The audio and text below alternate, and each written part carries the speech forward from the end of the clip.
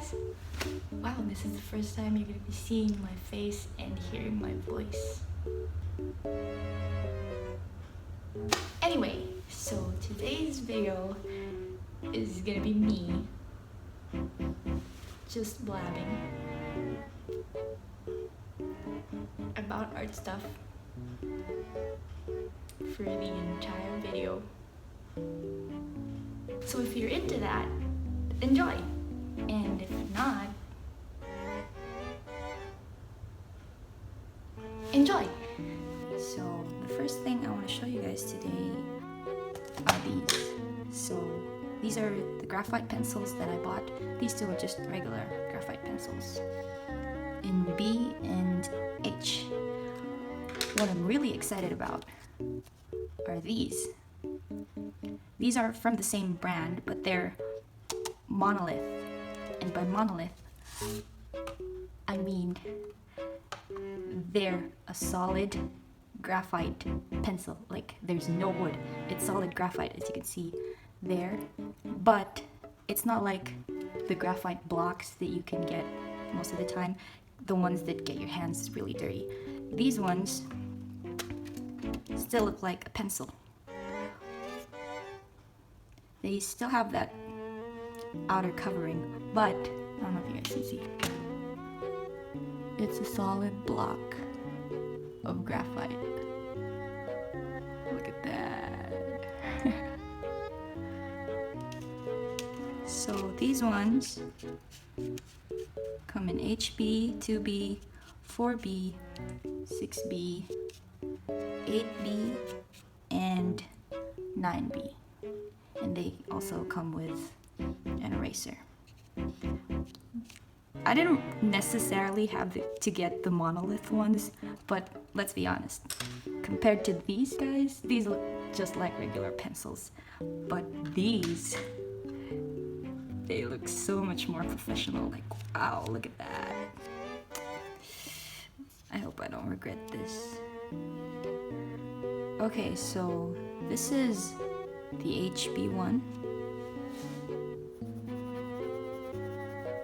It feels like a normal pencil, to be honest. Like, I don't know if you guys can see. So, it feels like a regular pencil because it's HB. But I really love that it's monolith, so there's no wood that's hindering the shading. As you can see, it's so much easier to shade just by tilting the pencil almost parallel to your paper. So it's a lot easier than regular blockwood pencils. Next, we have the 2B. It's already obviously a lot darker than HB, and I'm applying roughly the same pressure. So yeah, it's definitely darker. Again, the monolith makes for better shading, so I really like that about this. Next, we have 4B. It's really hard. I don't know how I can tell, but you can just feel it, you know, while shading on the paper. And it's darker, and just comparing these three, you can see that the texture of the paper comes out more for the 4B since it's a lot harder. The lead is a lot harder, so it doesn't easily seep through the creases in the paper. So there's a lot more texture to that, and it has a darker color as well. Next, 6B. I don't know where 5B is. Is there a 5B? Not really sure. Yeah, so it's about as hard as 4B, but still definitely darker. You can see the gradient from these guys. Then 8B. also skipped 7. I don't know why. Ooh, that is really dark. And this is really, really light pressure. Wow.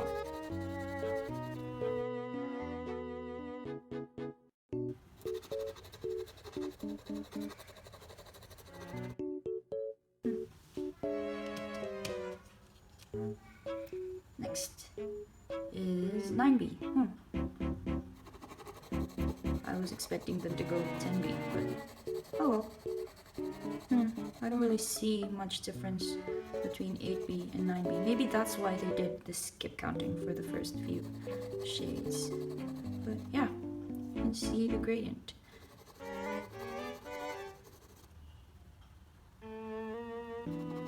I think it's really helpful to have these different shades of graphite so that you don't just have to go super dark with the pressure for shadows and super light for the highlights. So it's kind of like color pencils, but instead of for color, it's for value. So yeah, it's cool. And I really, really love that it's open. I really love the monolith feature. And plus it's super, super nice. Look at that, it looks so professional. And I'm using multimedia paper, by the way, so it's not just regular paper, so you can see how it works with paper texture. Yeah.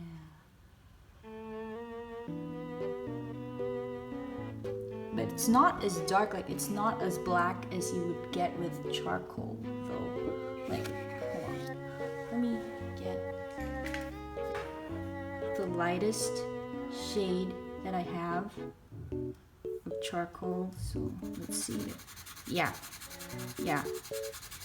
It's definitely not as dark as charcoal.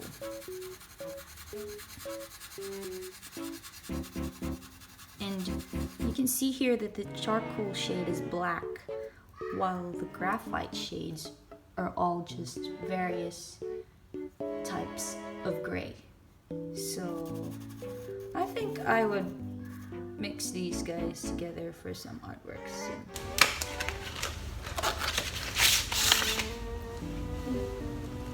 So shiny. Okay, so the next things I will be showing you are a bunch of set squares, triangle, rulers, and such. And this really cool circle set square / protractor thingy. So it's like a full circle protractor, but there's also the protractor inside the half circle. So it's really cool. Angle ka ba? Kasi ang cute mo eh.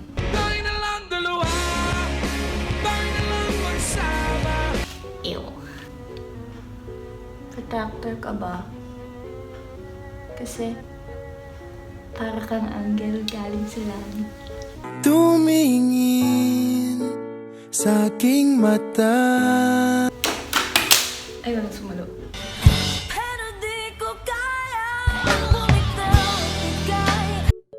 So, probably my most favorite out of everything that I got from the art store is this really cool, really long T-square.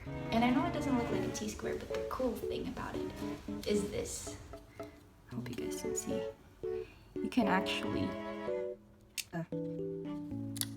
actually decide the angle of the T. It's not just a 90-degree T, you know, like if you have a table with a slanting edge or it's not exactly the right proportion, you can easily change that and it looks so cool. I feel like it's as long as my base. Maybe.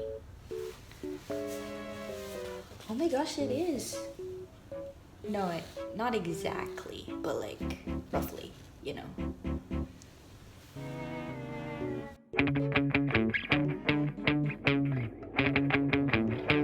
You call me up. The next one I'm mechanical pencil. But it's not just a regular mechanical pencil. This is a pencil that you can sharpen. What?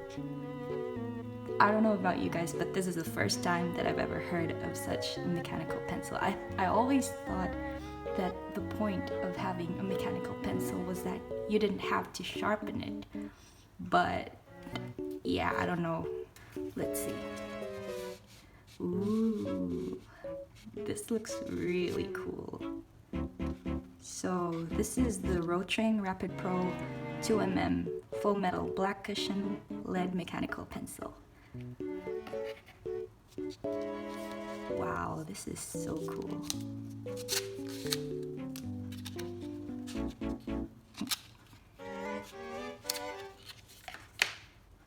It feels so much heavier than any mechanical pencil I've ever held in my entire life. Wow. Why is it so heavy? It feels so... It has a nice grip to it though. Like, it doesn't feel like it's a burden to carry, but it's definitely not like those cheap light ones that you get in the supermarket. That looks so cool. I love the color. And this red ring over here just gives it an extra pop. Like, it feels like something only a professional would use. Okay, so let's see the lid.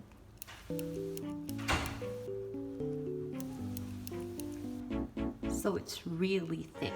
I could see why you would have to sharpen it. I just don't know why someone would have to make a mechanical pencil that had to be sharpened. But it looks really nice though. Look at that. Wow. And it also comes with a sharpener on the cap. I don't know if you guys can see. There you go. Yeah, so basically you just take this off. It won't come off. Oh, there you go. It's kind of tight. That's actually really nice that it's tight. Okay, so you have to take it off and then sharpen it like that. It's a sharpener. So you don't have to necessarily buy a sharpener, a special sharpener for the 2mm lead, because it already comes with it. And it's like one of those pencils that you don't even know if they're gonna do good, but you just take one look at them and you feel that they're good quality. And you can feel it on the weight as well. Wow. I don't feel that I'm worthy to use this. It looks so good. Next up are going to be the art papers that I got. So this one is a Canson multimedia pad, which is 224 grams per meter squared. So it's really thick. I think it's good for watercolor, acrylics, all that kind of stuff. Even markers. I think Copic markers would work well with this. I mean, the texture of it isn't as rough as you think it is. It's not as rough as watercolor paper would be. So yeah, I think markers would do really great on this. A bunch of markers that I have. So first of all, let's try this Faber-Castell Jumbo connector pen, whatever. So the ink of this usually seeps through normal paper. So let's see how well this does. Wow, it's really... Okay, so it's really smooth on the paper. It works really well. So, yeah.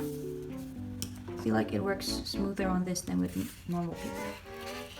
And it doesn't bleed through. Wow, okay, so you passed the Faber-Castell. Next, we have outline sticks. I really love these brush pens. Okay, not as vivid. The color isn't as vivid as you would get with normal bond paper. And it does this thing where, you know how some markers when you overlap colors and some parts look more vivid than others, yeah, it does that thing. Normally the Faber-Castell markers do that thing on regular paper. Weird. I'm not sure if I like it or not. But it doesn't bleed. Okay, that's good. So next, these fine liners that I have. They say extra fine and that they're 0.4, but don't believe that. They're not. So these guys usually feather on regular paper. And it doesn't. Does it? It's not feathering, you guys. Wow. Look at that. There is no sign of feathering at all. What kind of paper are you? Wow. Okay, it did feather a little bit. But still, no bleeding. Wow. Wow, I like this paper. Next, we have this IKEA markers. Don't judge me, okay? I like IKEA markers. I'm a sucker for cheap art materials. Plus, they work really good. Like, you have this side that's really thick, and you can also make them really thin, however you want. And they're good for calligraphy practice, because they're not as soft as regular brush pens, so you can really get that thin, thick graded, you know, when you're not used to it yet and you're just starting out. Yeah, it also does that thing with the overlapping, but still no bleeding. Well, and last but not least, okay, this is the final test, you guys. This is the Copic marker test. If the Copic bleeds through you, you are done for. Okay, so I have never ever tried any type of paper where the Copic does not bleed through. So if it bleeds through you, you're just another one of them. If not, I officially love you. So yeah, let's see. I love how the marker is really consistent, really smooth going on this paper. It feels good. Wow. Okay, so that's a lot of layers. I'm kind of scared to check. Okay, here we go. Yeah, it still bleeds. It still bleeds, but there are some parts that didn't, though. Not all of it was bleeding through. That is something. On regular paper, this whole thing would have bled, but here it's just the specific parts that I went through several times. So let's try that with just one line. Hold on. Okay, let's see. That's just one layer. And it doesn't bleed! Wow! You guys, wow. Wow, I am in love. I love this. With one layer, it does not bleed. Wow. Wow, this is really good quality paper. You guys, wow. Wow, I am so amazed. Wow. Amazing. I wonder how it would deal with regular cheap permanent markers. You know those really bad permanent markers that just bleed through anything? So let's see how this thing does with this. No bleeding. Look at that. Wow. I wonder if I try to press through it.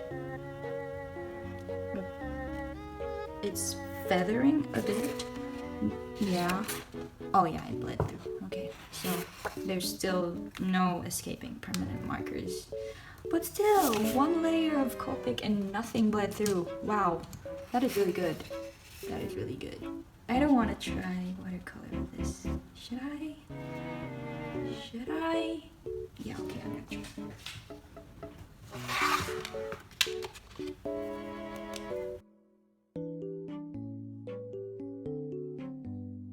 Okay. It's not drying as quick as I was expecting it to be, which is good. I think I like it. Ooh. Yes. Yes. Yes, I think I like it. Ooh, that is really smooth. Wow.